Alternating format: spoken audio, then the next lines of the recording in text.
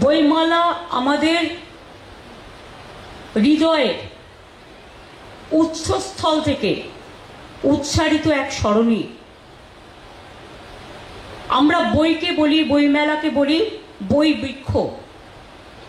বৃক্ষ যেমন হাজার হাজার বছর ধরে দাঁড়িয়ে থাকে নিঃশব্দে, কখনো কখনো পাতার আওয়াজ আমরা শুনি, কখনো ডাল পড়ার আওয়াজ আমরা শুনি।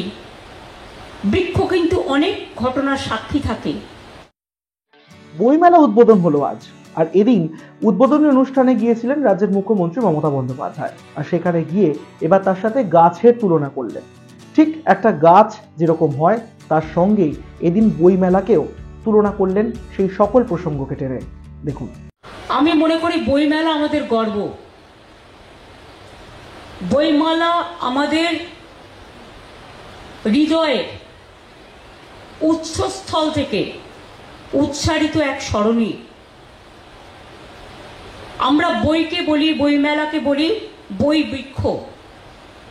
বৃক্ষ যেমন হাজার হাজার বছর ধরে দাঁড়িয়ে থাকে নিঃশব্দে, কখনো কখনো পাতার আওয়াজ আমরা শুনি, কখনো ডাল পড়ার আওয়াজ আমরা শুনি। বৃক্ষ কিন্তু অনেক ঘটনার সাক্ষী থাকে। যারা বই প্রেমীরা রয়েছেন তাদের কাছে অগ্রিম ক্ষমা চেয়ে এই কথাটা বলছি, এটা অস্বীকার করা যায় না যে ধীরে ধীরে বইয়ের প্রতি আকর্ষণ কমে যাচ্ছে সাধারণ মানুষের। যারা বই ভালোবাসেন, যারা বই প্রেমী, যারা বইটাকে প্রত্যেক মুহূর্তে নিজের কাছে রাখেন, ঘুম থেকে উঠে সকালবেলা, দুপুরে বা বিকেলে, সন্ধ্যায় বা রাতে শুতে যাওয়ার আগে যারা পাশে মোবাইলের বদলে বা ল্যাপটপের বদলে বই রাখেন, তাদের কাছে এই কথা প্রযোজ্য নয়। কিন্তু বহু মানুষ রয়েছেন যারা বইটাকে ধীরে ধীরে নিজের কাছ থেকে সরিয়ে দিচ্ছেন। মমতা বন্দ্যোপাধ্যায় দিন বলেছেন যে যেসব বাড়িতে থরে থরে বই সাজানো থাকে না, সেই সব বাড়িগুলোকে একটু কেমন কেমন লাগে। আর আজকের দিনে দাঁড়িয়ে সেই কথা হয়তো অত্যন্ত বাস্তব যে বহু বাড়িতে সত্যি টিভি রয়েছে, কম্পিউটার রয়েছে, ল্যাপটপ রয়েছে, ট্যাবলেট রয়েছে, স্মার্টফোন রয়েছে, কিন্তু না, কোনো তাকে কোনো বই নেই। কারণ সেই সকল জিনিস এবার ই বুকের মাধ্যমে এসে গিয়েছে হাতের মুঠোফোনে বা ট্যাবলেটে। বই কিন্তু কথা বলে, বই কিন্তু দেখতে পায়। আজও যতই ডিজিটাল আসুক আর যাই হোক, of course digital is very popular নাওয়াডেজ, but nobody can forget the books. বইকে আমরা, যে বাড়িতে বই সাজানো থাকে না, কিরকম কিরকম যেন একটা মনে হয়।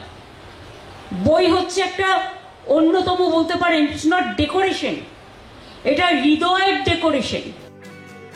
যে কোনো রকম পুরনো হিস্ট্রি ঘাটার জন্য বা কোনো রকম তথ্য সংগ্রহের জন্য তিনি বলেছেন বই জরুরি, বই থেকেই তা পাওয়া যায়। কিন্তু সত্যি কি তাই? কারণ ধীরে ধীরে মানুষ ভরসা করছেন সেই সকল গ্যাজেটসের ওপরে যেগুলো নিমেষের মধ্যে আপনাকে আপনার প্রশ্নের উত্তর দিয়ে দেবে। আর এখন ইদানিং যে চ্যাটবটগুলি এসেছে বাজারে, সেই চ্যাটবটগুলির সাহায্যে আপনি তো কৃত্রিম বুদ্ধিমত্তার সঙ্গে রীতিমতন গল্পও করতে পারবেন। আর এই সব কিছুর মধ্যে বই সত্যি খুব অন্ধকারের দিকে যাচ্ছে। বই মেলাতে সাধারণ মানুষের ভিড় উপচে পড়ে।